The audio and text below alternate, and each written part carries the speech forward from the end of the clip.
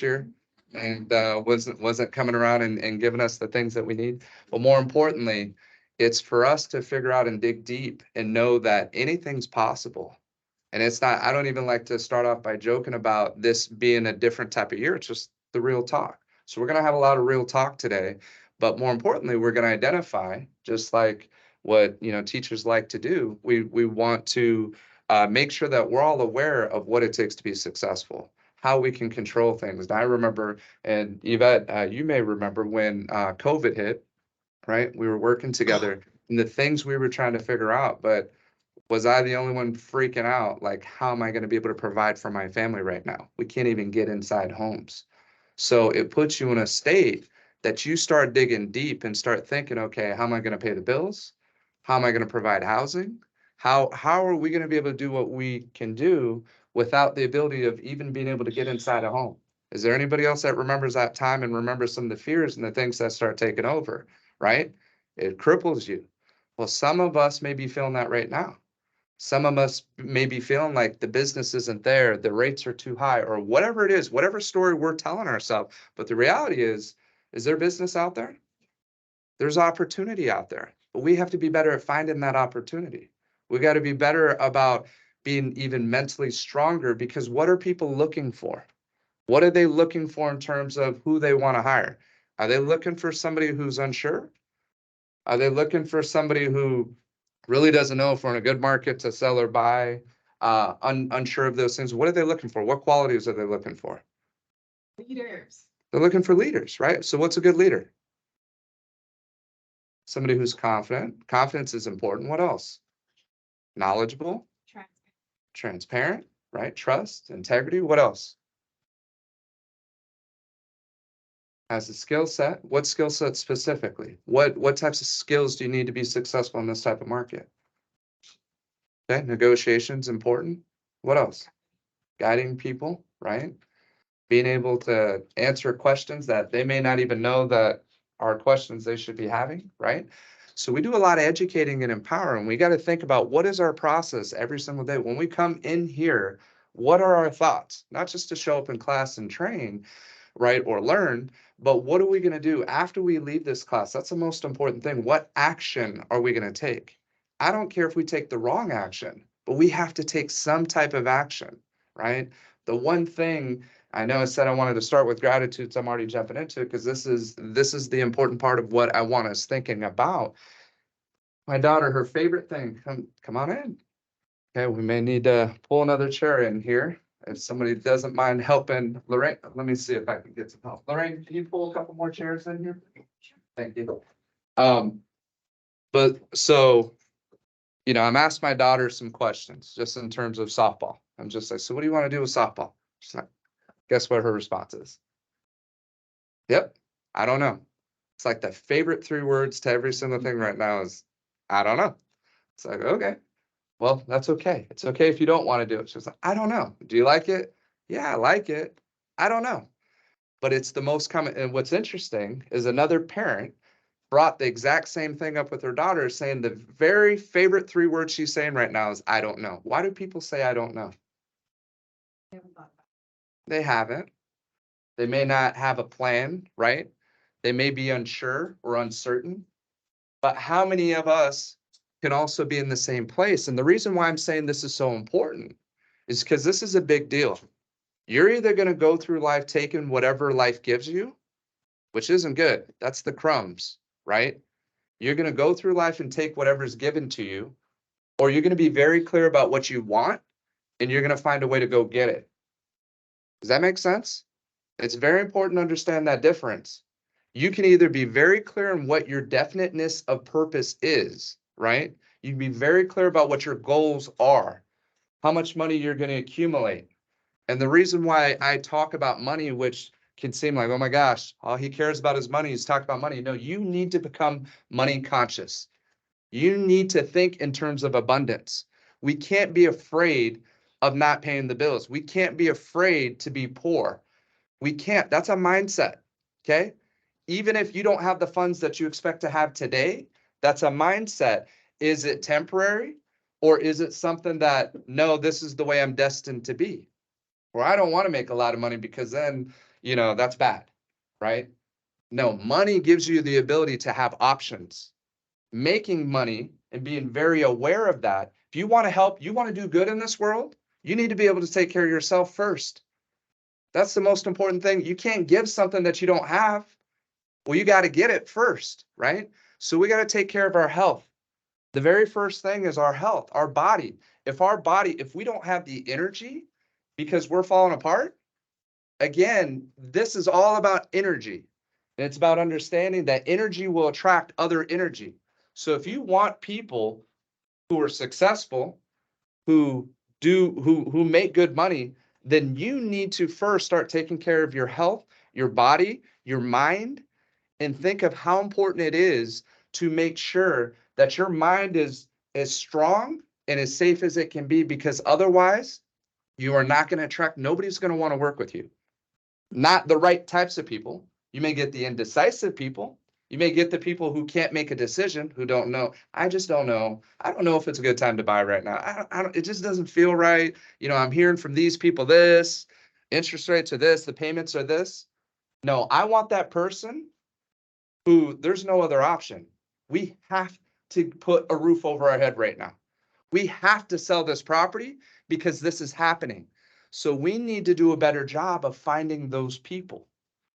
And if waiting for it isn't working for us, then when are we going to have the urgency to get on the phone and start reaching out or door knocking or doing whatever we have to do to find that business?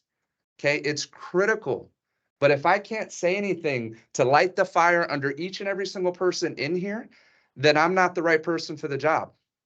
Then you should find somebody else. Go to Ken's class, because Ken will light the fire under you, right? But you need to find leaders who are courageous enough and not worried about making friends, that are going to try to help tell you what you need to hear so that you can look at your loved ones and know that you put everything in that day to get you to where you need to be. And don't be afraid of what people are saying. Don't be afraid of what others think, because are they going to pay your bills? Are they going to bail you out? No, people are critical. And the ones that have the most opinions typically gave up on all their dreams and their goals. So if I'm listening to somebody, I'm going to listen to the people who are getting after it, who have gotten after it. And are they ever going to tell you to stop? Are they ever going to tell you, oh, don't do that, right? Don't keep trying to do that. No, they're going to respect the hustle. They're going to respect the effort, the tenaciousness. Okay. So jumped in a little sooner than I wanted to, but you guys get where I'm coming from this morning. And it's, you have to, if you're not feeling that fired up when you wake up in the morning, then you got to listen to something that's going to get you there. Okay. So some of the things, because I like to share what I'm reading, and you've all heard Napoleon Hill, right? Well, it's been a while since I revived him. Well, I revived him this morning. And there's interviews by Napoleon Hill. And you can listen to his audio lectures, download it on Audible. I'm telling you, it is gold. There's so much gold there, so much. And he speaks about tapping into a source of information. He's like, it's not coming from me, it's coming from somebody else. And he knows that, and he's aware of that.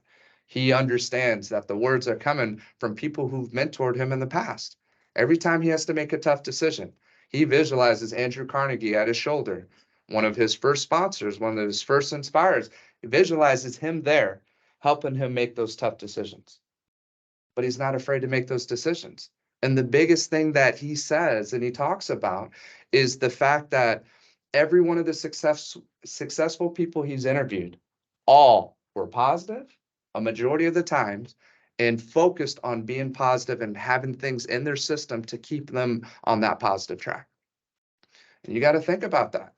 And there's something really important, because I talk to people every single day, and I feel for the most part, a majority of us are positive a majority of the time, or we make efforts to do it. But we also have to realize that these negative forces and these negative thoughts are very strong. And we are battling those every day. You can't avoid them, but he talks about fear, and this is what I'm listening to this morning, that fear will either get a hold of you, and emotionally these negative feelings are going to attack you and hit you, and you're going to emotionally feel it and feel sorry for yourself and want to bury yourself and go away and not do anything. That happens. Or what's the opposite of fear? Opposite of fear is what? What's the antidote? Trust is close. Faith. Okay, bravery does courageous acts. Repetition of courageous acts will help you overcome any fear. So that's important. And one of the analogies they say, ask anybody who's gone to war. You don't think they're afraid of dying? But when they keep repeating courageous acts over and over through bravery, through putting their life out on the line, they can overcome it. You can't ever avoid it. But what's interesting that Napoleon Hill talks about with fear, he says it's really interesting. He's like, I know how to use these negative forces that come at me, like fear, or something that's going to make you angry, or this. And he's like, and I harness it, and I'm going to put it to work, right?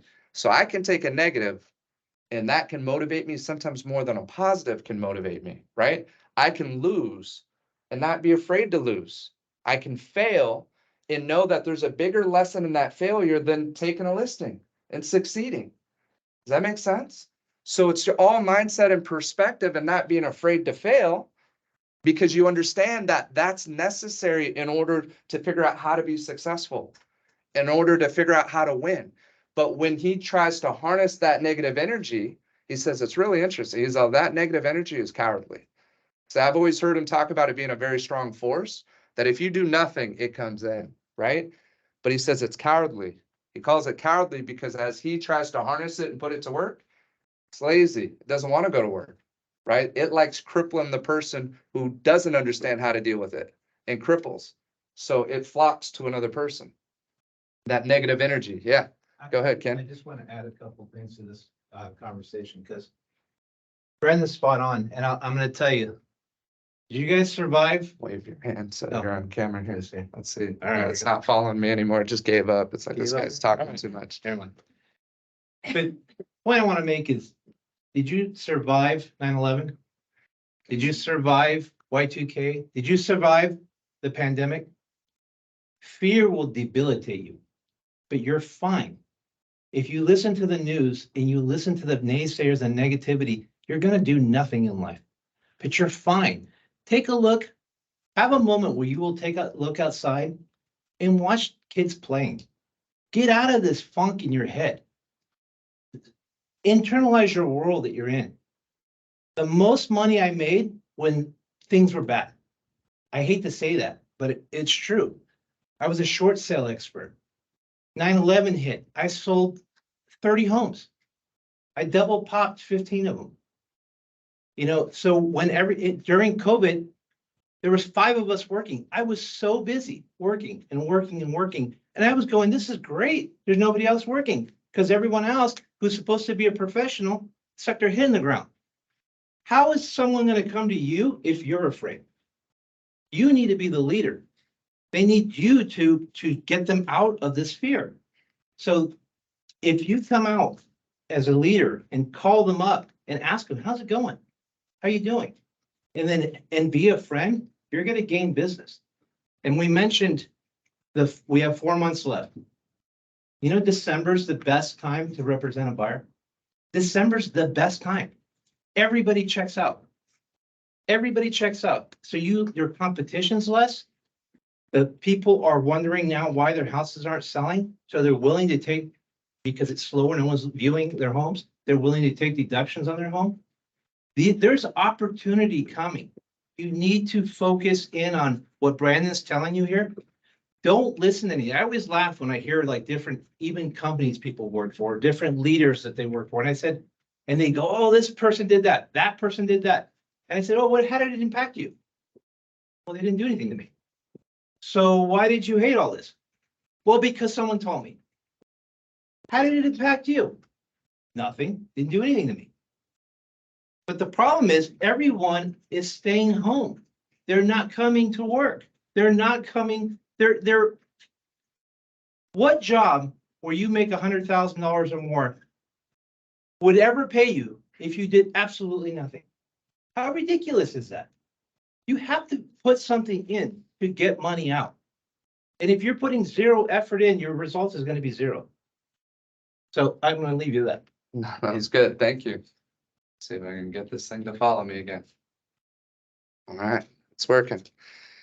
Thank you, Ken, for sharing that. How's everybody feel? Just are we hitting you heavy right now? Is it good? Is this what we need to hear and refocus? Good, because it's important. It's all the truth. The truth is the truth. And when you understand the truth and you understand these principles, you can figure out how to, I don't want to say manipulate, but it's manipulating reality in terms of what actually happens, right? You can figure out that when you get hit with whatever these moments are, and if you're going through a tough time right now, we all are. Everybody's being challenged in different ways. So you have to figure out and you got to discover what, Napoleon refers to as his other self that digs deep and is unstoppable, right? So I wrote a few things up here that we're going to touch on because a lot of this is the knowing is important. Then you got to think of, okay, what am I going to do each day to make sure I protect my mindset, to make sure that I get my head to the right space so that when I am prospecting and I'm speaking to people, that I'm bringing the right type of energy, that I'm having the right types of conversations. That's the key. And if you're not there, then you're pretty much wasting your time. It's always good to take action. You're better to do something than nothing, but you're going to see that the results aren't going to come. You're going to see at the open house. You're not going to connect.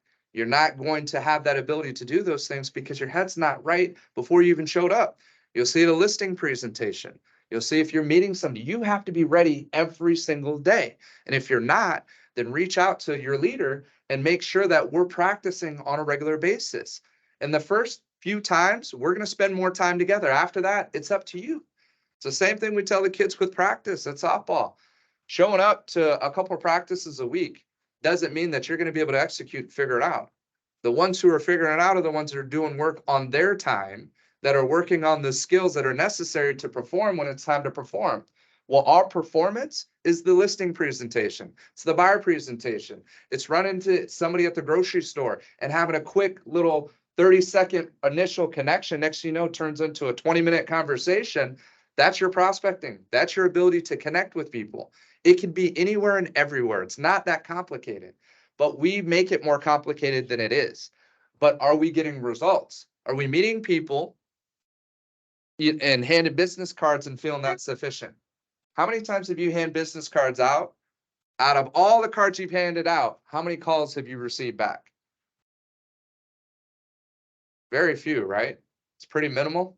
It rarely happens. Not saying to not do it, but what's better than handing your business card out? Getting their number, pull those digits, and then call. Don't just take the number and never call. Call, follow up with them. Yeah, that's Right. one of the biggest things I'm seeing right now, which is mind boggling. Everybody's doing open houses and they're picking up clientele and then they're never following up. And the people are telling you, I want to buy a home. But no one is doing their job in finding that person a home because they've even given up. It's difficult to find a home. So they're like, well, I don't want to put the effort in. And you're letting those people down. So they're giving up. So what is our job to do? What are we supposed to do? Why are people going to want to work with us? Veronica, why do people want to work with you? What is it that you do when you meet somebody at an open house and they're discouraged by the interest rate? What are you going to do? Urge.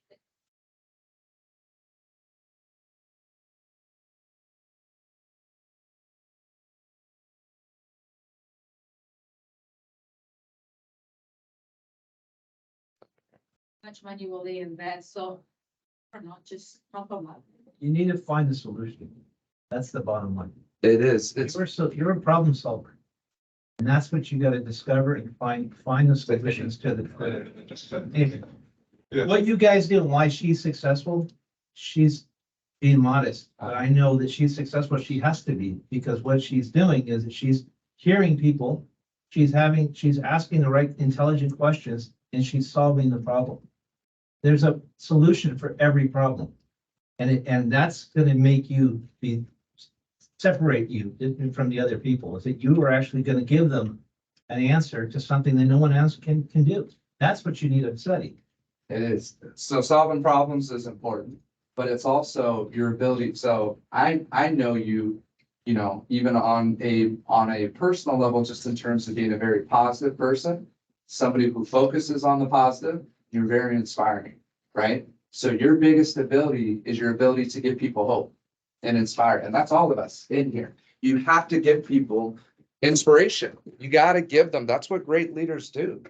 Great leaders know how to get people to focus on the right things. Okay. People will focus on every reason not to commit or not to take action because it's easy to do that. It's easy to come up with excuses. Yes.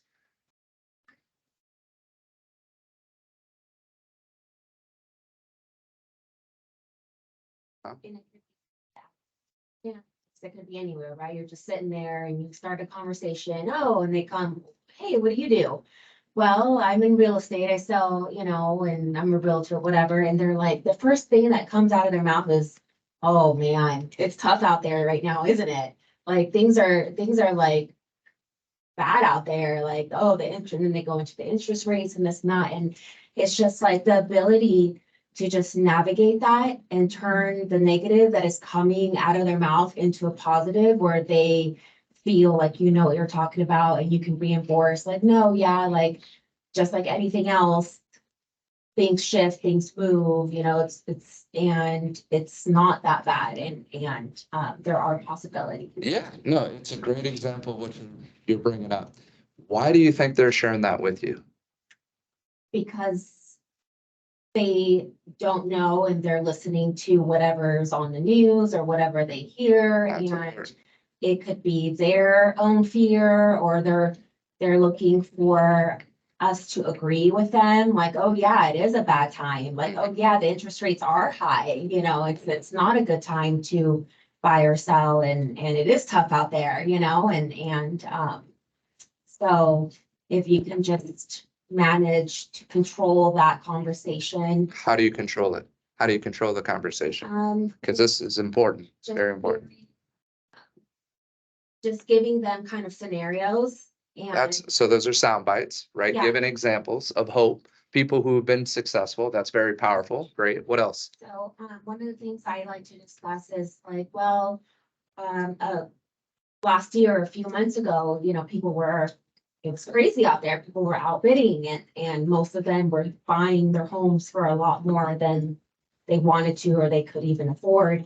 Well, right now, we're not, that situation's not happening. Yes, the interest rates are a little bit higher, but realistically, you're probably going to spend less. Even with the higher interest rates, because you're not having to compete, you're not having to fight, you're not having to overbid. So that's one of the things. Okay, so I'm just happy that. Thank you for sharing that. So if you're not always doing this, you should always be doing this. You need to come up and be very persuasive and very convincing of why now is the better time to buy now versus buying when the rates were super low or waiting for the rates to drop, right? What's the disadvantage to doing that? The disadvantage is you're going to have more competition. You have less competition now. Are you going to pay market value now for a property? 100%. So yeah, the monthly payment may be a little bit more because of the interest rates, but you're going to pay market value now. Again, you figure out how to succeed. The exciting thing is I brought all this, just real talk right out the gate. The most exciting, the most inspiring, the most hopeful thing that Ken touched on is a big reset button's been hit. Every single person in here is on the same playing field. You're all on the same playing field, right? Some people have more momentum. Some people may have more experience, but that doesn't matter right now if you take the right actions. So the key is how bad do you want it? The key is what are you doing every single day? And if you do those things, the market's for the taking. The market shares for the taking right now. The listings are for the taking right now because many people who've been doing good business for a long time have created bad habits of expecting those calls to come in and waiting for it. So the sooner that we can figure it out and jump on this, that's why we keep doing this every Tuesday. And yes, we're going to hear the same message pretty consistently because it's the truth. We got to get up and we got to work. We have to go out there and we got to go to work. You go to work. If you keep coming to work and it's still not happening, then you got to talk to your manager. Stop trying to figure this out on your own. You are part of a company that cares, that legitimately cares. We want to see every single person in this room take off in their business to whatever they want. But it's also important to know what's enough, right? Because there's a cost to everything, but don't use that as your reason to not get started and at least hit your minimum expectations. If you're not hitting your minimum standards of living right now or your goals, then we got to figure it out. And we got to change the game plan. And that is my commitment. Anybody who's committed to coming in here, showing up, coming to work, I'm committed to helping you out. And I want to give props to Kathia because I've been seeing her come in. I've been seeing her come in and coming to work. And that's why I said we'll get together. And I know I had a bunch come up yesterday, but we will. We're going to get together and you're going to figure it out. You got to keep committing to it, but you got to believe. That's the key. You got to believe and you got to figure it out. And there's something there. So getting back to your example, how you take control, and all of you, we all do this. Telling is repelling. So you can share a little bit, right? But then what do we have to do? We have to ask questions. We got to discover. We got to find out. We can't assume it's the interest rates. We can't assume it's the prices. We can't assume anything. We have to ask questions and find out what's going on in their head. So when you get hit with, oh man, the market sucks right now. You're a real estate agent. Oh man, you must be hurting. They do that. They're haters. First of all, I'm just going to be real. Misery loves company. Do you think they like seeing us succeed? A majority of them don't. So this is their time where they see you down and they want to get a little kick and get a little pleasure out of, well, I stuck to my 9-to-5 job and I'm getting paid right now, so yeah, I can barely make ends meet, but it's this weird thing but if you can figure out how not to be defensive about it and sincerely be interested in why they're asking you or bringing this comment up, now you may be able to get somewhere. And so you take control by asking good questions. Remember, the person who asks questions is in control, not the one talking. Okay, so that was a big thing that I wanted to share. Go ahead.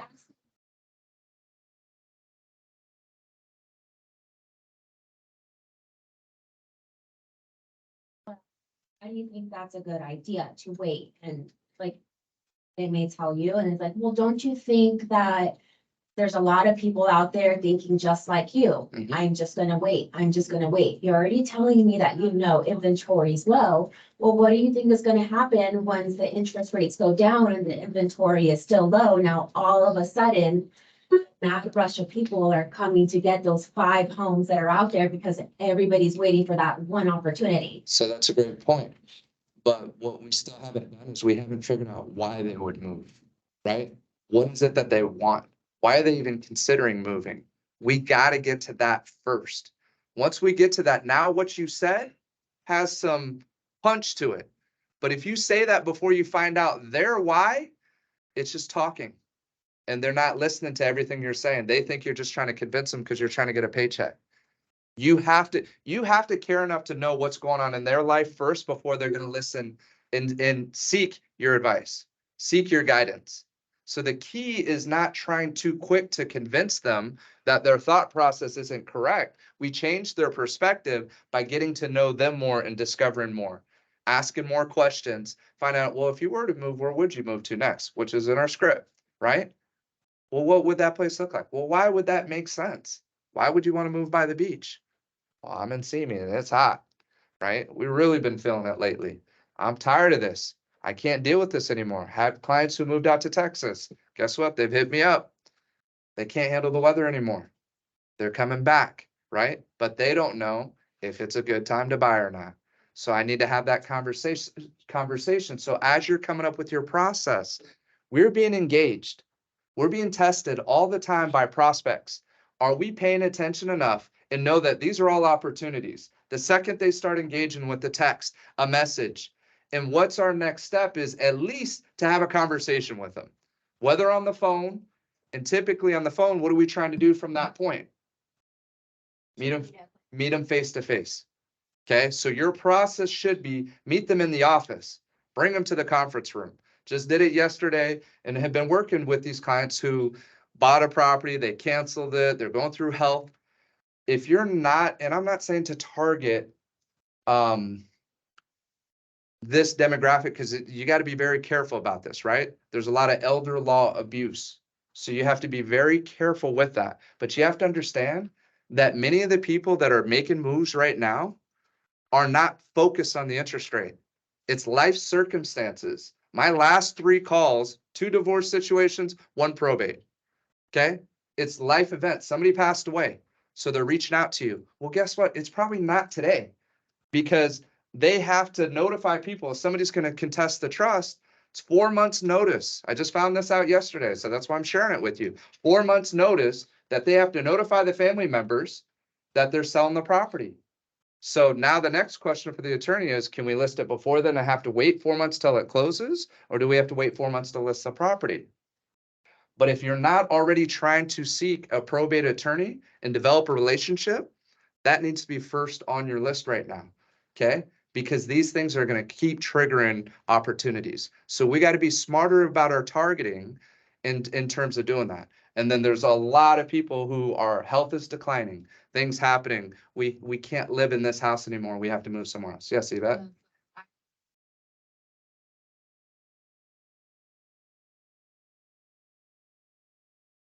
Downsize. She doesn't know what she wants though regarding assisted living. Right. Like now she was telling me, no, I had a health problem. I I had trouble getting rides. So I'm realizing it's more important, but my house needs work and I'm like, very like, well, when you're ready to talk about it, like I can come look at your house. But she keeps giving me the back and forth. I'm like, I'm getting calls from agents who I'm like, yeah, that's our job. Like, we're Right. gonna call you and tell you what's going on in your neighborhood and try to see if you want to sell. Like, they're just So, prospecting. so the key is to try to meet her face to face. Mhm. Did you meet her originally face to face? Okay, comes to Bennett's, perfect. So we talk to each But- other. Good. Well, that's good that you have the weekly talks, but you Yeah. need to set up an appointment where Yeah. she sees you or at the office, either one. Okay. Okay. But that's the next step. It's creating enough value in that conversation that she sees the urgency, and you need to know how to take the pressure off where they don't feel that you're going to try to force a listing agreement down their throat. We just need to explore options. But I promise you, it's going to be worth your time. Let's get together for 15 to 30 minutes.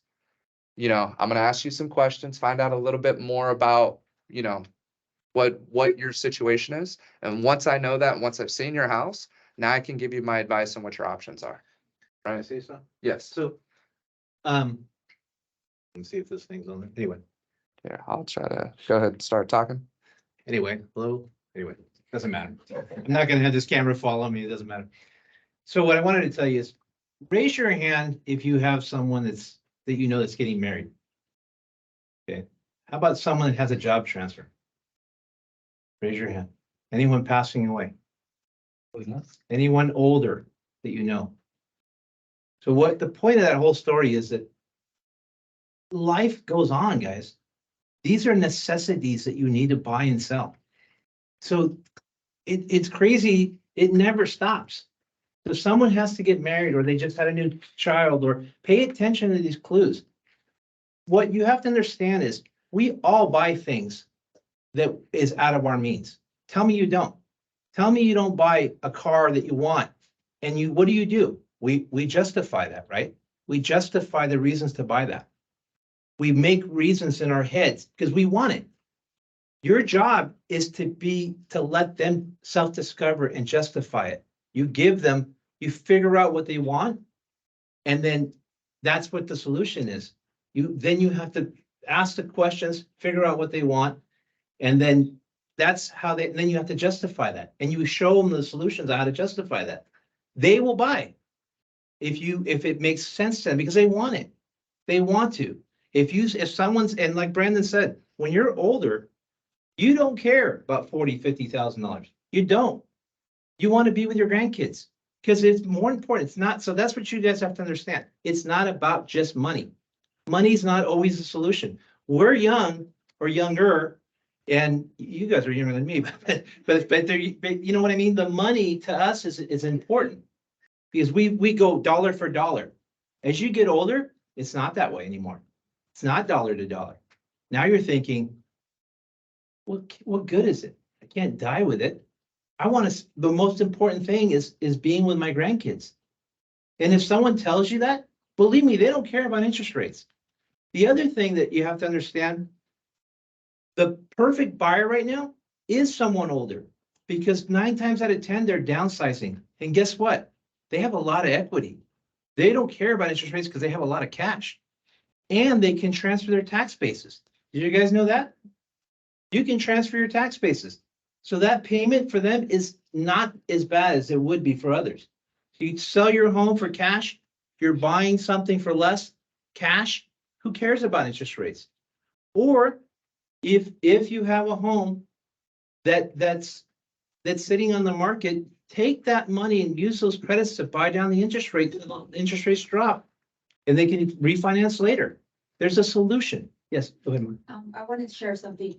One of the biggest things why obviously, maybe I'm a little, I can convert, let's say.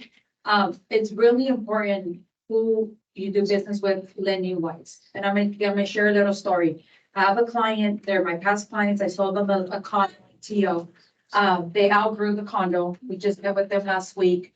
And of course, you know, they want to sell, they want to buy. And when we hit them with the payment, they were like, wow, okay. So the lender sat down and said, listen, instead of you giving 20% down, why don't you do 10% down? You have 30,000 in debt, Pay that off. $1,800, and that you're gonna be saving every month. So they went happy. I listed their home that day, and it's who you do business with that will also help you be successful. And having your lender being like, you know what? Yes, your interest rate is this high. Yes, your payment is this high, but why don't we pay off? Like my lender, he's really good at being, maybe you don't need 20% down, do 15, 20, Right. pay your debt off.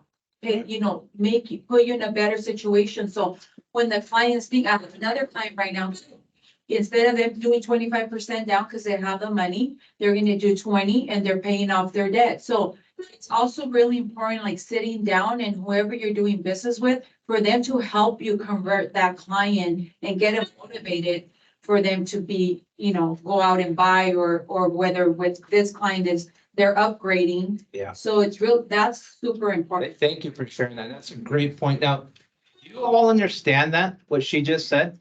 So understand this. Imagine if you have a $500 or $600 car payment and you owe $10,000 on this car. That car payment is not tax deductible. So instead of putting 20% down, you take that money, you pay that car off. Now you have a tax deductible asset that you're buying in a home. You credit cards, 20% interest, pay it off. Use that money towards a mortgage. When you start doing that, you show, okay, here's your $500. What do you pay for your car payment? You know what the average car payment is now? $700. Ridiculous. Non-tax deductible. Take that $700 toward the mortgage. Now you have a tax deductible. Your tax deduction. We're not allowed to talk about taxes, but you need to tell them, meet with a tax guy. The other thing is, a lot of people that are renting don't understand that they have a huge tax benefit when they purchase that home. So you definitely, it's your job to take them. Yesterday, I'll give you an example. I had a listing, I had my own listing. So 1.980 home. And this buyer came in and he says, I want it for this amount. I'm not going to get into all the stories of what we worked out. But the seller, when I approached him with this opinion, he said, no, I'm not doing that. I want this amount. Well, since I was representing both parties, I was able to discount the commissions and I was able to sell it for less. And he says, no, I want this amount. Because what happens is people create an anchor. And that target anchor is all they look at. So take the time to take a piece of paper and write down the numbers. And when they see it visually, they're going to go, because bottom line, he was netting more money at that amount. And he goes, oh, but he was automatically, no, forget it. Tell him, forget it. And I said, hold on. Let me show you the math. And I wrote it out and I looked at it and he was actually making more. And he goes, oh, I said, so what's the issue? Because what happens again, like I said, if you set that anchor, that's the price you're negotiating. Anything under that is a bargain. Anything over that anything over that is a bargain or a deal. Anything under that is a loss for that guy. He's got that number fixated, or payment. Forget the payment. You have to look and show them exactly with the tax benefit, paying off these debts.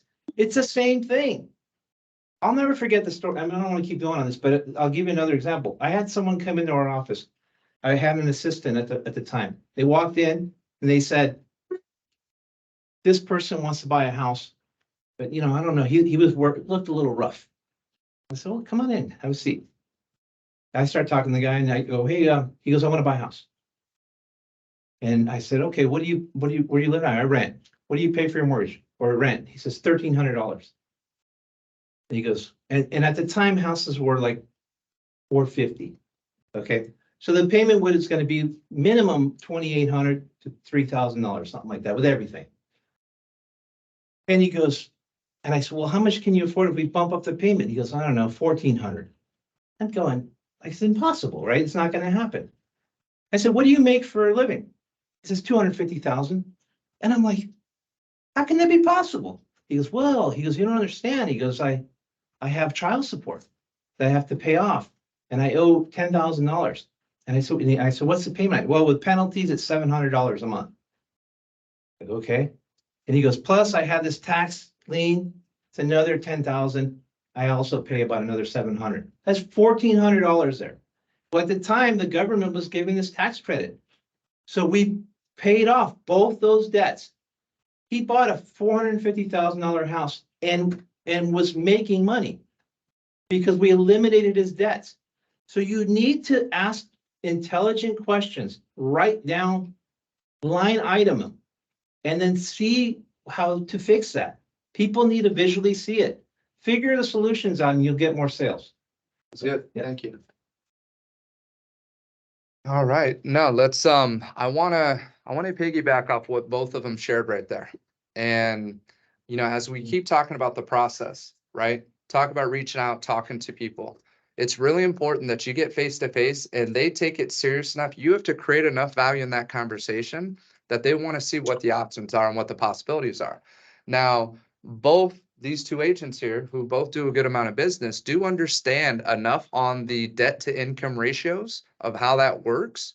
And what that means is you have a front end, you have a back end debt to income ratio. There's a certain amount of debt that you can have. That's actually a healthy amount of debt.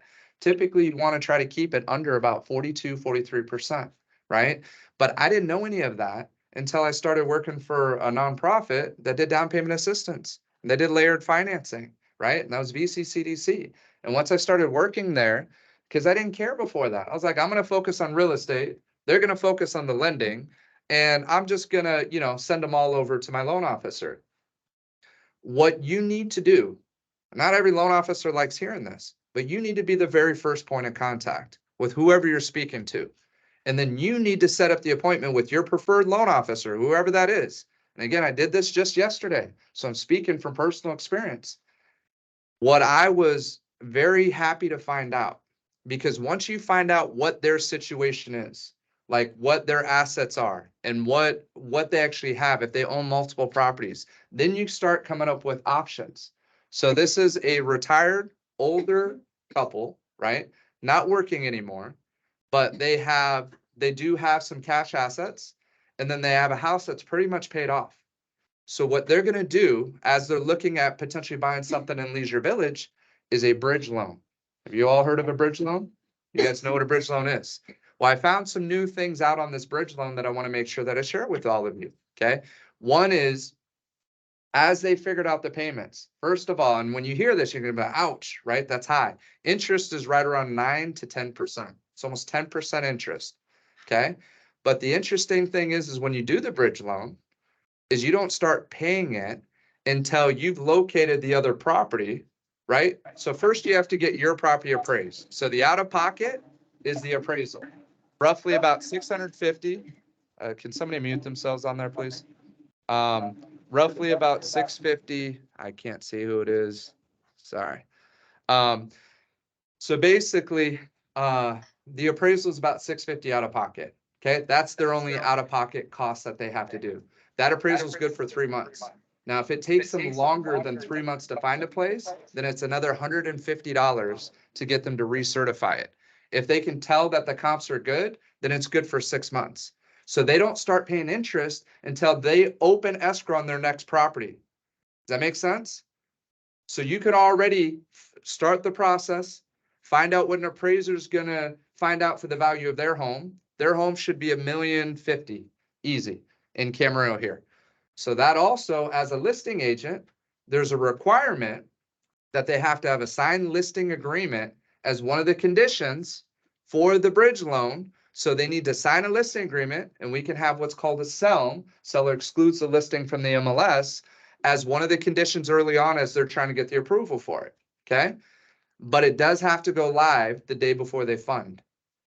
So before you close, which this can happen in about, 50, he said about 3 weeks for the bridge loan. Takes about 3 weeks from beginning to close. Okay. And most of that's just waiting for the appraisal. The appraisal is the biggest condition. But that also on the listing side is now because one of the sellers was like, well, I think my house is worth way more than $1 million, right? I said, hey, I'd get you 2 million if I could. He's on, now you're talking, right? And he's being funny, but kind of serious. They don't joke like that unless they're already showing you what they have a tendency towards. So what's the benefit of having an appraiser go out there? Well, it's not even backing me up. It's not on me anymore. It's on the appraiser. So whatever the appraiser comes back with the value, the seller pays for it. It's coming out of their pocket. That appraiser comes back, gives a value. Now we're going to list it based off whatever the appraised value is. And we're going to advertise and say, this was already appraised at this value, right? They're doing the dirty work for me. You're not bad. I'm not the bad guy anymore. I'm not the one underpricing their home. Yeah, and then when the buyers come in, you can say your house is overpriced. Say, no, it isn't. We have an appraisal right here. So it helps you in negotiating that. The other thing that I want to bring up with that bridge loan is that if you're making a purchase, you can ask for a 60-day escrow on the purchase. And you have the monies. Right. So what happens is during that 60 days, you list the home. You could possibly sell that home and never use the bridge loan. Right. So that's very important.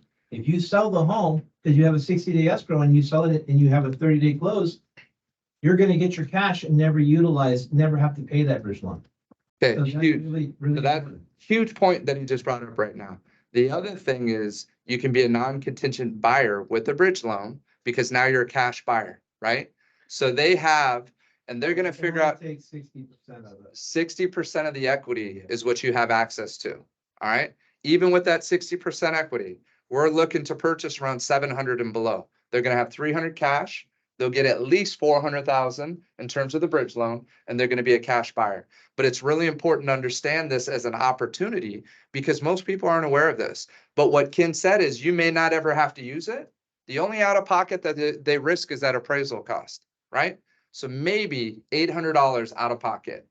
But if they never have to use that interest rate, so they go, oh, that interest, that's just too high. I can't do it. Well, first of all, if you did it for the full 12 months, then you're going to pay out roughly about 40,000. It's like 3,500 a month, right? You'll pay out roughly 40,000+ for the full 12 months if that's what it took you. Now, if you do it in a month, it's prorated, right?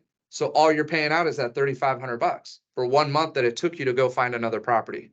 So it's not as bad as focusing on the interest rate. This is another opportunity to make you a strong buyer right now to take a listing and to be able to purchase. And the Okay. other argument, your client's going to have an argument of, I don't want to pay that, right? And you say, well, how much, like I'm asking you, all Right. of you, don't you think you'll be able to get a better price on that home if you have cash? So that fee that you have, that person's going to have, you can, in a sense, negotiate it out on the purchase. Offset it on the purchase because you're a stronger buyer. Because now you can be a cash buyer. And even though you can set it up for 60 days, you can also set it up to close in a week, 2 weeks, and be stronger because now you have all the money ready to go. You still want to do your due diligence, right? If it's a condo or a townhouse, HOAs, that whole thing, right? With the CC&Rs, typically about 2 weeks, you want to give it time, but you can close as quickly as you need to and be able to There's one negotiate that. important point in that thing. Everyone's worried about qualifying right now and your loans and debts and whatever. Insurance. You need to check with insurance. Don't get yourself in a pickle. I had a guy yesterday I met. He is buying a house in Beverly Hills, top of Sunset, backing a hill. You know what his insurance was? $80,000 a year. He's not going to buy the house now Right. because it's on this house, on this hill. So is everybody, $80,000. is everybody aware of what's happening with the insurance companies right now? You guys all heard? Okay. What's that? Yeah. The insurance companies have left California, right? So there's more of a monopoly based on the few that are still here. So Farmers is still one of them. I heard State Farm, I believe, is on their way out. Farmers is not insuring? Are you sure? Okay. They're not doing anything new. Okay, no. Well, so who are the ones that you know of that are still, USSA, if you're a military. yeah, It's the best. They'll give you the best rates and they Okay. do insure. uh-huh, AAA will insure as long as it's not actually backing a hill. uh-huh, So, but if you're on a hill, you're gonna have to use they have this the city, I forgot what it's called, it's a state, it's a Cal, whatever insurance, yeah, or Lloyd's of London or something like that, and it's gonna be a lot of money. see, We just bought a flip and we insured it to Farmers. right. Well, that's what I just said, Farmers. No, you said State Farm. I said State Farm's on their way out. Oh, okay. I use it. Yeah, no, see, so Farmers, so Dez is upstairs. See, I was like, I'm pretty sure I talked to him 3 days ago. And he just told me, he said they're good. I said State Farm's on their way out, but I said Farmers is good, but regardless, okay. So Farmers, what he told me on average, and this is existing homeowners, going up 30% for their premium, on average, 30%. Existing owners, not just all of us, all of our insurance is going up 30%. That's on average, okay? The ones by high fire zones are doubling. You wanna make sure you incorporate this property ID in your purchase for liability reasons, because if someone buys a home and they're saying later that, hey, now I can't sell this home because you never told me it was in this High fire zone. fire zone, they're gonna come after us. So you wanna make sure that you have a good NHD, which is the new property ID, it's the best, because it'll let them know clearly and that they were in a high fire zone. Property ID has always been the most, because it's an unregulated industry, so they have the most backing behind them in terms of their reports, and that is who we're partnered up with, and I'm not just saying it because we're partnered up. They're really They've always been the best, even when, yeah, so property IDs becomes important. Getting a relationship with a good insurance agent before you're even out there. I mean, you can't do it on every single You property. need to build a team, guys. Everybody needs a lender, an insurance guy. Find someone to build your team. Mm-hmm, So when you go after these groups, you have a team of professionals that are experts, a tax guy, you know, a 1031 person, a attorney, lender, right, an attorney, potential attorney. Get lists and meet these people. Take them out to lunch. Learn this stuff is gonna build. Imagine a guy going to work with a tool, with an empty tool box, you know, a contractor with an empty toolbox. These are your tools. And you're not an expert. Hire the experts. no, it's spot on, because these are the things that do make the difference. It's not about us trying to have all the answers, but when we set them up, when you have that opportunity, you finally get that buyer in here or that person in here. If you don't have that right person with you supporting you, again, you just lost that opportunity right there. So you need to do your due diligence, and the best way to find out is talking to top agents in the office, find out who they're working with, find out what's working for them, and then interview that person, that loan officer, interview the CPA, talk to them, see if this is somebody that you're going to be able to help. And they need business just as much as we need business, right? But I'm not so focused on what they're sending me. Maybe I've been naive in that. I care more about having the best of the best in every industry. That's what I want to align myself with, because it's a reflection of me when I put somebody's name out there. What I've learned in the past is the ones that are quick to try to throw me a lead, there's a reason why they're desperate to try to throw me a lead. It's because they're probably not that great. And I've seen it, especially, no offense to anybody who knows anybody working for big banks, but some of my most frustrating situations have been with these big banks in terms of who they hire, who's processing, what's there. That's why you got to have typically a broker, somebody, in-house that has the ability. And I have worked with both now, Tamir and David, and both of them have been solid. I've also worked with Frank. Frank's great, right? You have to find great loan officers that you can trust and know that they're going to put them on the right tracks. And I'm telling you, if it's not as important as learning everything and getting your skill sets up there, it may be more important, because it will make or break your business depending on who you're working with. And they should treat them like gold. And if you're getting the runaround, that's also a red flag that you need to start talking to somebody else. Okay. From the lender that you worked so hard to build this relationship, and then you hand them to the lender, and the lender says, I just go online and fill out my application. Right. That's the worst. Yeah. I've seen so many deals get killed on that, where the lender just doesn't have the quality customer service that you're providing. And they come in there and they just, these guys have made a lot of money in the past, and they've gotten at a level where they just expected it. And things are changing. So they're gonna have to put in the work like you put in the work. So make sure you have someone that's gonna be by your side, meeting with these people and actually explaining to them the way you take the time to explain to them. That's a good lender. Yeah, no, that's great. So before I jump into finishing us up here, because we're in the last 30-minute stretch, okay? Any questions with what we've talked about? Any challenges that you're seeing right now? Anything that that's on your mind in terms of what you want to work on, that we can discuss in this group right now?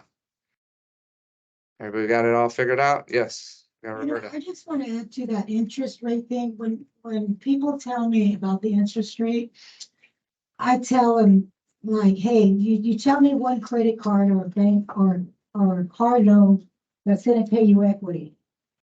A house, you get equity in a home, right? Mhm. So when they tell me, oh, the interest rate is too high, then I tell me one credit card or one loan that you are paying right now that will pay you equity on your interest rate. That's really good. It's good.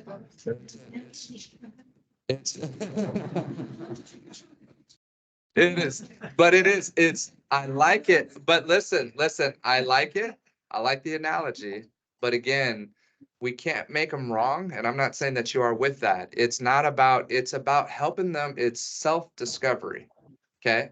So you want them to get that example, but they have to. Discover that? You did with the example. But again, it's the truth. We But talked it's about it, but they can't say anything about it. Now I have an appointment with them. good. Well, you set the appointment, so that's what's important. Okay. So what I want to say though is that we may have that analogy right on the top of our head, or we can correct them, right? We can. And some people are gonna, they're just gonna be like, all right, whatever. You know what I mean? Like, that's your opinion. I'm gonna still keep doing what I'm doing. What I'm saying is ask questions, find out a little bit more. So what it's called isolating the objection. We talk about this. So other than interest rates, right? Other than the high interest rates right now, is there anything else that's preventing you from owning a home? Do you see how I'm asking that question? Do you see how powerful that question is? Because if they say, no, it's only interest rates, I'm actually just dying to own my own home. I've wanted to my whole life. Well, tell me a little bit more about that.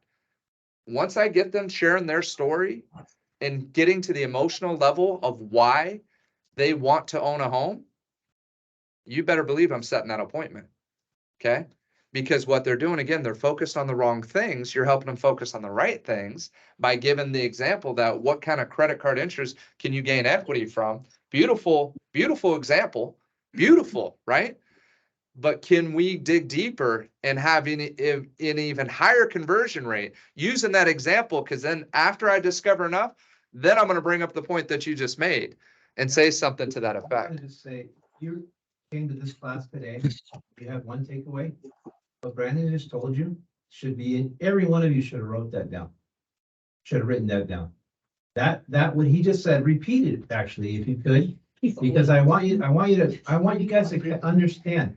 I'm actually teaching a class tomorrow on this subject, and it's very important. What he just said is the key to all close, from open to close. What he just said is so crucial. And if you could repeat it again, I think they need to listen to that. Just understand what he just said, but separate, if you could. Yeah, no, they hit you with whatever their objection is. That's an objection. An objection is an unanswered question that they have in their head. And their objection, it's not a condition, it's a hesitation, it's an objection. The good things about objection is when you learn how to handle objections right, you close them. That's the natural next step, is a close after handling the objection. But the way in which we handle an objection, we got to repeat and affirm. You hear that all the time. You got to show that you're listening. So what you're telling me is that because of the high interest rate, you're not going to move forward right now. Is that correct? And they're like, yeah, that's absolutely, the rates are way too high. I'm waiting until they drop. Well, that's great. And a lot of people feel that way as well. So I understand. Thank you for sharing that with me. Let me ask you, putting interest rates aside, why is owning a home important to you? Or is there any other hesitation? Even before I get to why is owning a home important to you? I'm going to ask them. This is called isolating the objection. What I'm doing is I'm trying to separate issues. And I'm trying to visualize, okay, what is their hurdle? What's preventing them from taking the next step and moving forward? And as I'm identifying, if there's no other hesitation, I've isolated the objection. I have their only excuse, their only thing preventing them from taking the next step. That's why I say, is there anything else other than the interest rate? Right? That's called isolating. Yes. You guys do this all the time. Those of you that are parents, those of you who deal with anybody underneath you. People, when they're freaking out, what do? They bombard you with their problem. Freaking out. You ever see someone panicking? And you gotta go, hold on. What's the problem? What is it? And once you get single problems, it's much easier to deal with a bullet than a shotgun shell shooting at you. And that's what he's trying to tell you. You stop it, you stop and let them think, and you deal with the problem at hand. It may be more than one, sometimes it's two. Right. But it's a lot easier to deal with two than just a barrage coming at you. Because then they're not listening. They're in panic mode. It's your job to calm them and discover and ask. But that's the analogy, and that's why. Well, sometimes you do have multiple, and when you do have multiple, you have to separate the issues and not try to answer them all at once. And this is a different skill set. It's learning how to keep things separate. Just like I got to sell a home and I got to buy a home, right? And I've done a class and we'll do it again in the future. You have to understand that sometimes you got to get them to focus just on one area to win. But they want to do everything. Well, I don't want to sell my home unless I know I got the perfect home. And I'm not going to list until I do this. And we have to change their perspective and show them how to win and show them that we can protect them in the process and still make sure that they're good. And to this day, I've not had a situation where I've listed a home and then they were homeless and not able to find their next property. It's never happened, right? It's very hard to accomplish. It's hard to overcome those, but you have to learn these skills. And that's all I'm trying to do is this isn't about just saying what comes to your mind. I want everybody to think about that. You don't just say what comes to your mind and it comes out. We have to think. And we have to take the time and understand what the situation is and realize that when we ask the right question, we help them self-discover. Telling's repelling, right? Telling can come off as a parent telling you something and you don't want to hear it. And you're just blocking them out. Just remember that. It's much more powerful when it's their idea. It's much more, and it's even better when you can bring up that type of example and say, that makes sense, doesn't it? With the tie down, right? So you make the statement, you're telling them, but at the very end, that makes sense, doesn't it?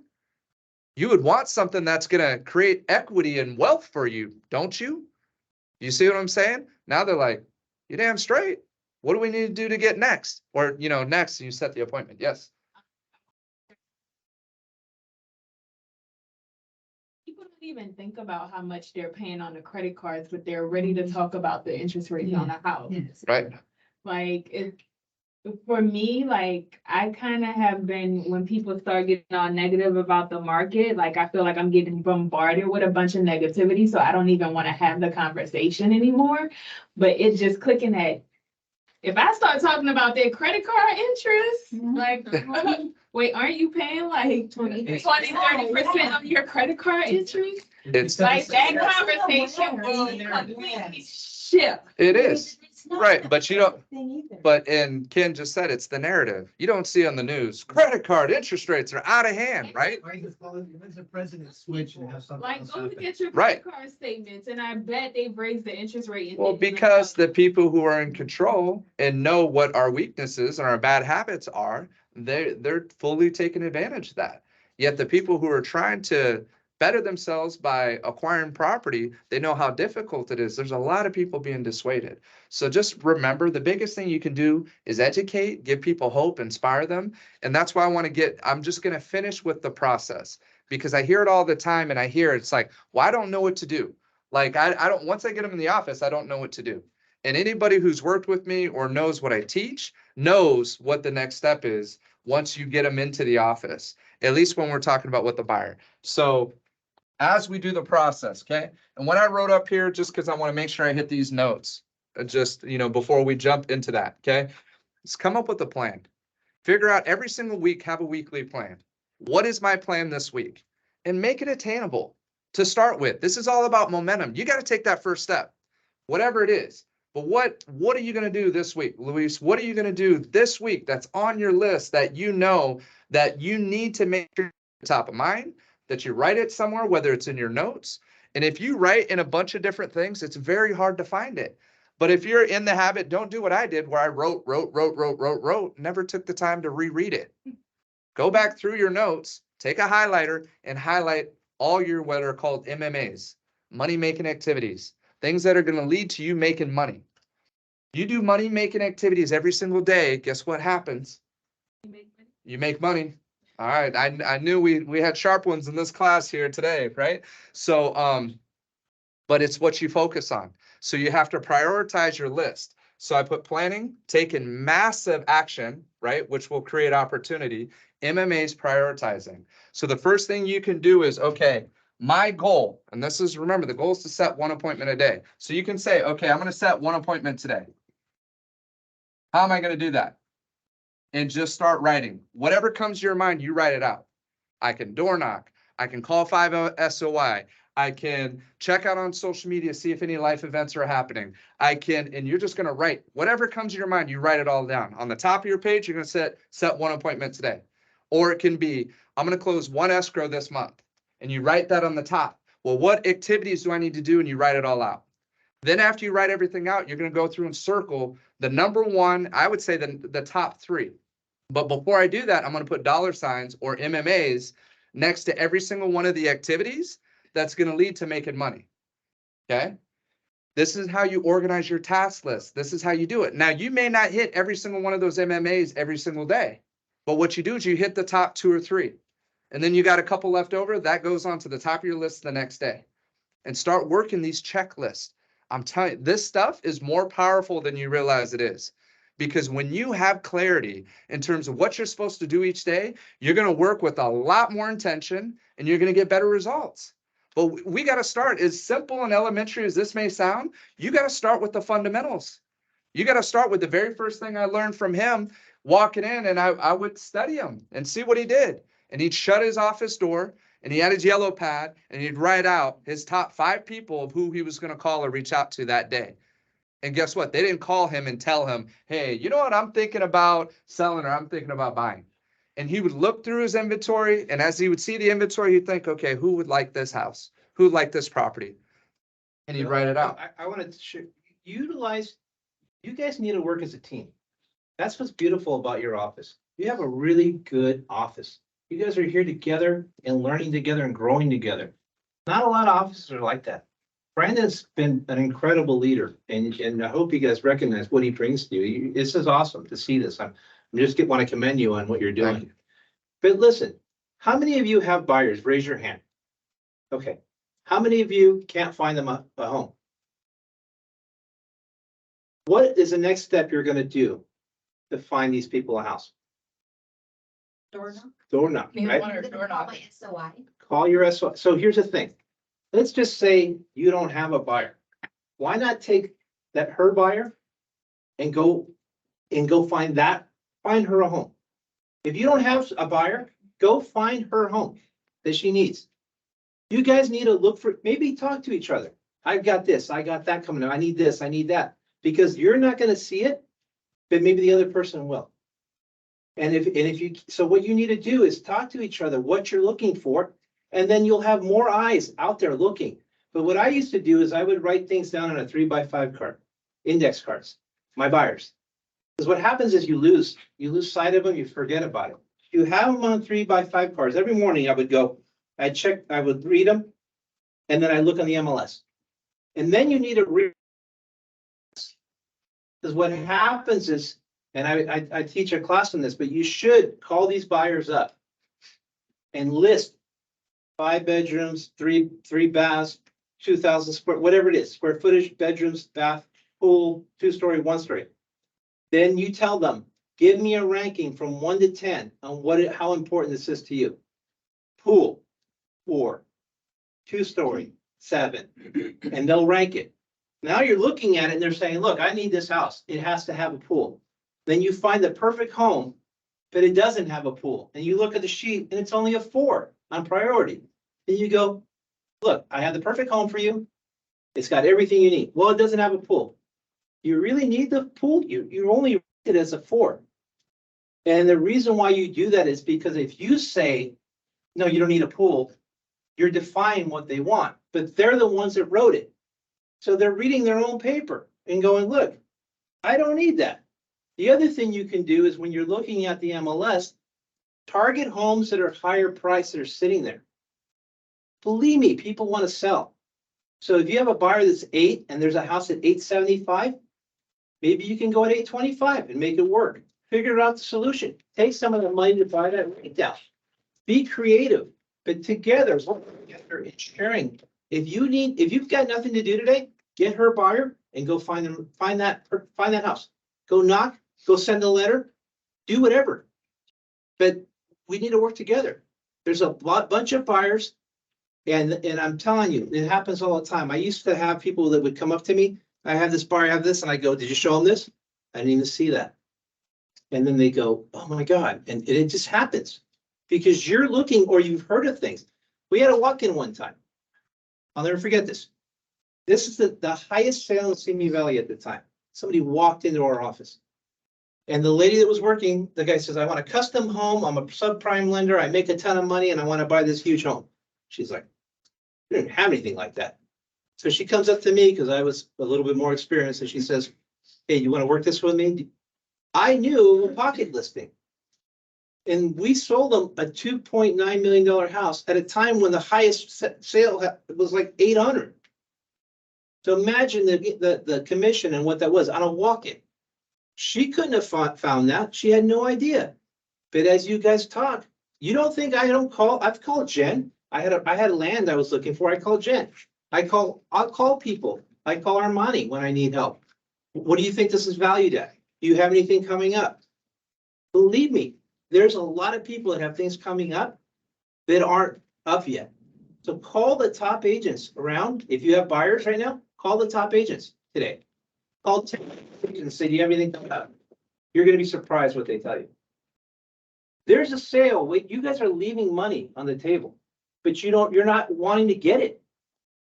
And believe me, if I came up with this isn't poker chips. If I came up, what's the average income or commission check now? 15 grand? What if I drop $15,000 on your table right now?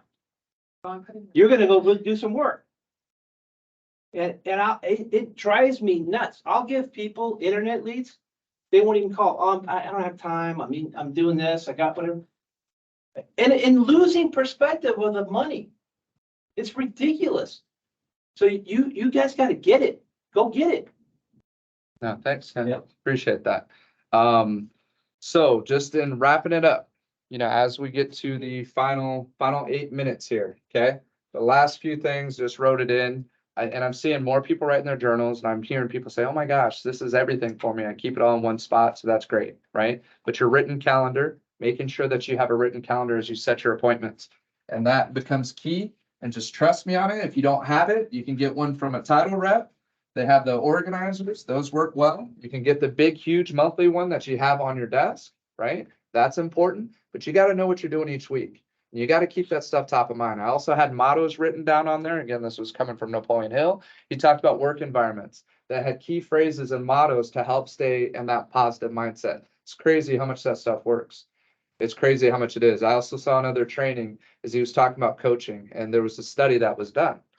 And there were 2 sets of people. One that they kept telling them, and those of you that have kids, this is an important message to listen to. They kept telling the first group, they all did well, they all scored well. Oh, you're really smart.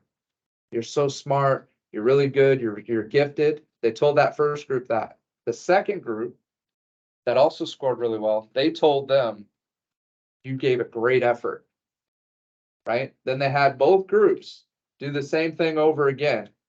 Guess what? Do you think the first group did better or worse than the second group? Worse. Why? The effort was the more important. They scored higher. The smarter one, the ones that were praised for being smart, they weren't ridiculed, they were praised, actually did worse in the second group. It's the effort that was praised, that was acknowledged, that group scored higher was based on the effort.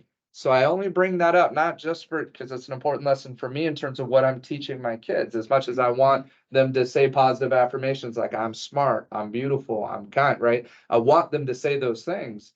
What's more important is their effort. And that's what I'm asking every single person in here is your effort matching up towards where you're happy with what you have right now? And if it's not, we got to increase the effort somewhere. The effort is more important than just knowing everything and just understanding those things. So that's key. Okay. Just to test to see, just from our last training from last week, does anybody know how many active homes we have in Camarillo right now? 80. It's a good guess. That's close. 57. 57. I like it. Any other guesses? And these are actually both really close. Okay. So active today, 50. Condos and everything. Everything. In Camarillo, it's 59. Okay. So 59 active. So write this down if you're not watching it or checking it every single day.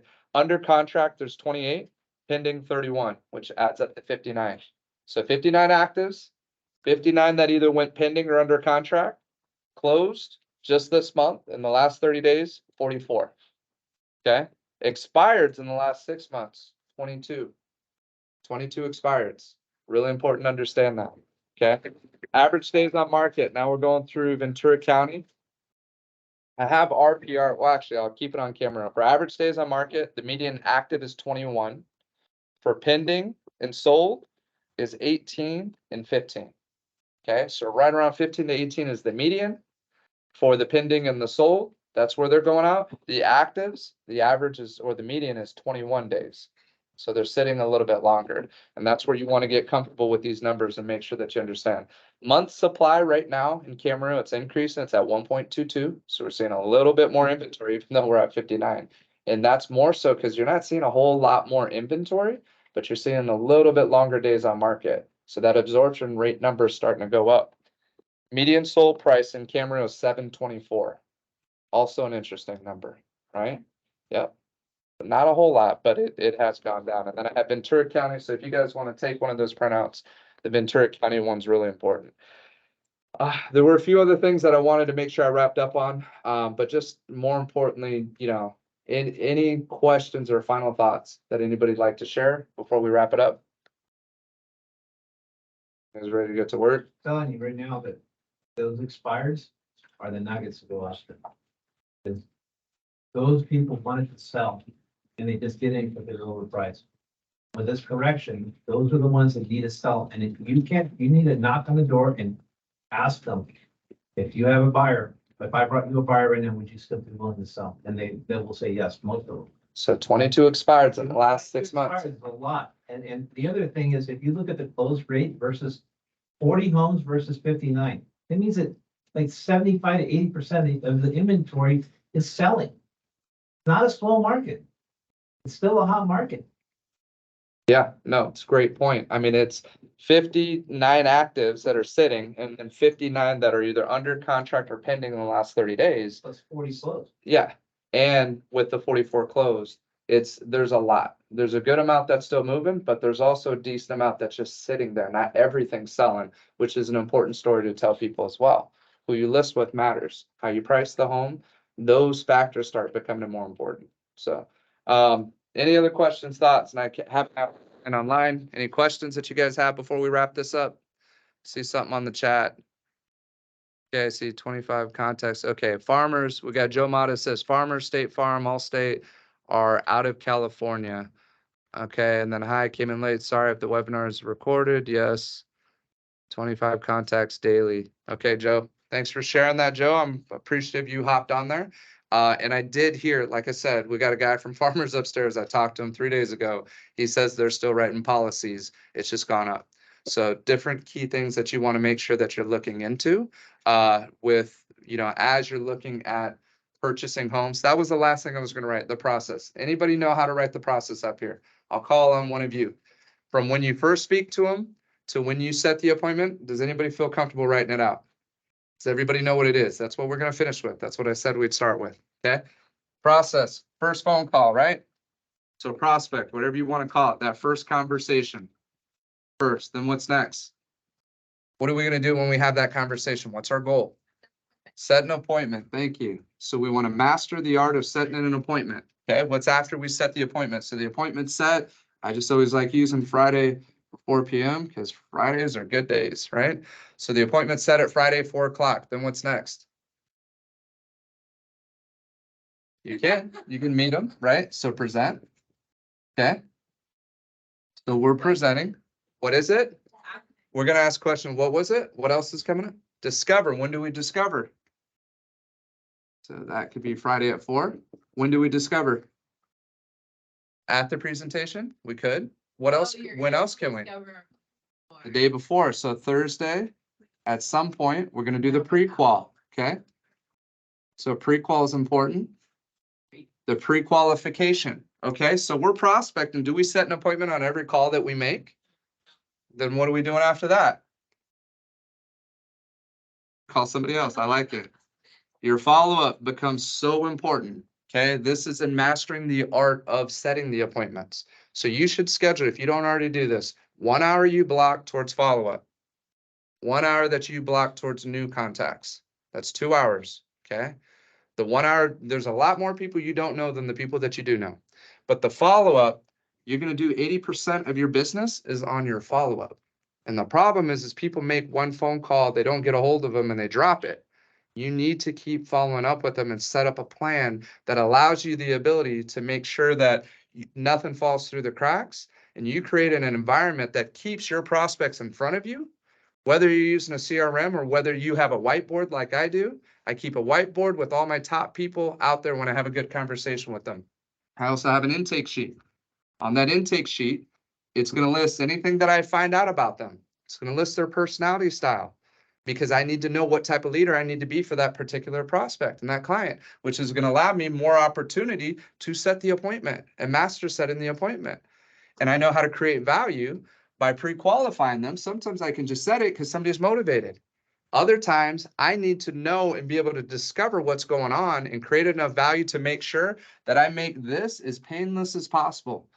So when they come in and meet with us, that they know that we're going to find out a lot on this presentation day. And I promise you, it's going to be worth your time. And from there, it's not a painful process. I promise you. And that's our starting point. And then so when they actually show up and we present, I'm going to thank, acknowledge, and promise them. But most importantly, I'm going to say, hey, this is the first big step that you made right now. And the good news is, regardless of what we find out today, that you're going to have a plan moving forward on how to accomplish your dreams. Okay, so we have to come up with this type of process with every buyer and seller. And you have to think about what are we doing every single day to get to this end result of presenting. Okay, there are other things that can come up. Those are objections that we need to learn how to handle, right? Those become important. But more importantly, it's just getting in the process of getting them in here face to face.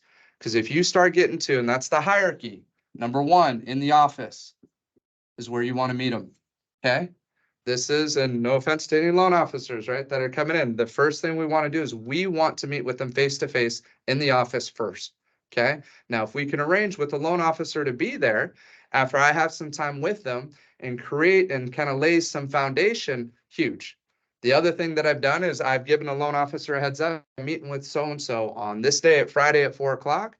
Just have your phone by you and ready so that if we have any questions, I can make an introduction and we can ask you those questions. So then after they feel comfortable with meeting with me face to face, we start that conversation. I can open that up. Does that make sense?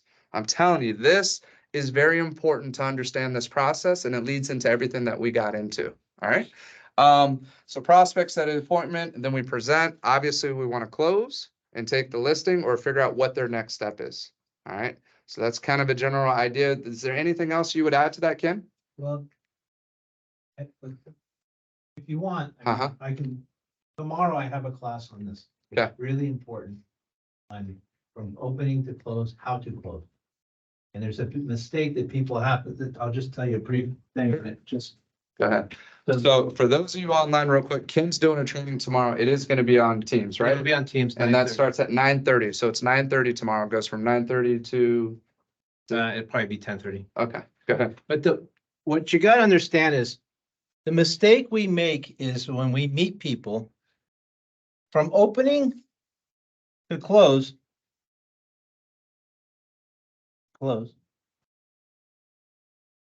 In order to do this, you have to be in rapport with people. You have to be in rapport. And the problem is that when people meet people, there's two types of rapport. And one of them is what's called like an icebreaker, or what we call superficial rapport. You come up and you walk in, you go, wow, you're a fisherman? Nice fish on the wall. Let's talk about fishing. And it's nonsense. It's great. They might like you, but it's not going to build rapport. It's not going to get you here, because above all this, above these two, lies something else, which is expert. Without this, you don't have the ability to influence. So you have to be able to be an expert in order to influence. They don't need a buddy. So that's the biggest thing. You're not a pet sitter. You're not a babysitter. You have to be an expert at what it is that you do. This is the problem when doing business with friends, for example. When they don't trust you because they know you on a personal level. So one thing you want to do, take your friends aside, your close friends, and ask them to do a self-evaluation on you. How do you perceive me? How do my friends perceive me? It's very important, because you're going to realize you may not like what they say, but you're going to learn something. Because there's a lot of times people go, I don't understand why I can never get my friends to do anything with me. I don't understand. I don't understand why my friends won't trust me. Because you're always clowning around with them. And that's not what they need. So when you from open to closed, you have to be in rapport to create influence and certainty. Certainty has to be throughout this whole thing. And that's what I'll leave you with. Yeah, no, that's perfect. Very close. Thank you. Yeah. All right. Any other listings or anything that we will pitch? So again, tomorrow he's doing it 9:30 to 10:30. It's going to be at the CME office, also be on MS Teams. So if you can make it out there, it's always better in person. But at a minimum, you should be hopping on, because there's always nuggets, and just appreciate you all making the effort to come out here. Listings that you want to pitch, buyer needs. We'll start with listings. Any listings? Okay, we got Veronica's got one. Let's see if I can move this in. PO, it's a 2-in-1 vacant place. Uh-huh.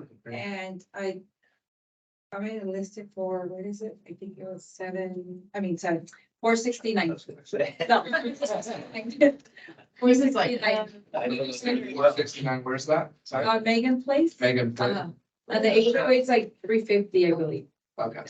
Those are really nice places. There's centers, Thousand Oaks. There's no garage, but they have a carport. Cool. But it's a nice little centralized location. Sweet. That's- And do you know FHA be approved? I believe, I need to call and see if anything's changed, but funny story, that condo, I've sold it 3 times. Okay, That one. we'll keep selling. Yeah, so hopefully they find the buyer and in 2 years they outgrow the Right. place and call me again. Any other listings?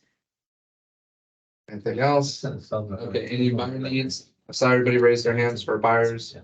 We're all gonna get to work with our buyers, and then leverage the agents in this office, talk to them, see what they have upcoming, right? Brittany, you can tell them, I know you did it last week, but we still have a few new people in here. Upcoming listing. Oh, in Diamond Bar, Oxnard, Uh-huh. we're gonna be listing probably mid-September now, working on a few more things, but it'll be listed at 635. 635, Mhm. 3 bedroom, 2 bath, 3-bedroom, 2-bath, 1,100 square feet. nice, beautiful kitchen. Kitchen's and nice. Fireplace is gorgeous in the living room, yeah. Yeah. Sounds good. Any other listings? One in Ventura, but it's gonna take a while. But they did say, so there's a trust situation, so let's talk about probate. This is a family member who reached out and they just had some questions, just not sure kind of what to do. So I went and checked their place out. It's a beautiful home. It's around 1,900 square feet. It's north of Ventura College, great area. It's over off Foothill. And it'll probably come on about 1.2 million. Most of those are selling at 1.3 to 1.5. This one's about 1,900 square feet. Pretty original inside, but it's well kept. But the yard, neighborhood, all that's really impressive. 9,400 square foot lot. And most of it usable, a little bit going uphill in the very back of it that needs to be cleaned up, and we'll work on that too. They said they have to give 4 months notice to the other relatives though, before we can officially sell the place. So we'll find out if it's sooner than that, but just met with them last week. Any other ones? Yes, Mina? I have a pocket listing in Ventura. It's a 3-bedroom townhouse. Only, it's coming with a tenant, so it's an investment property if anyone wanted, have an investor wanted to buy. Yeah. It's on the Lama Court and the price is about 600K. On Loma? Yeah. Okay. Mhm. And that's Camarillo Ventura, or Ventura? Yeah. Okay, Loma and Ventura. 3 bedrooms. It's about 1,900 square feet. Good, Mhm. awesome. 600? How much is it? 600. Yeah, 600. And I forgot how much is HOA. I'm Okay, looking. okay, awesome. Congrats. Leslie? Are we doing fire needs too? We can, yeah. Fire need, Camarillo, 3-bedroom, 2-bath, up to 800,000. Okay. Cameron, 32800. Any others? Fire needs? Okay, let's get on it with these buyers. All right, thank you guys all for coming in. We'll wrap it up. Yeah. You guys want to do one group shot and do our ceremonial shot? Thank you guys all for hopping online, and we'll see you guys next week.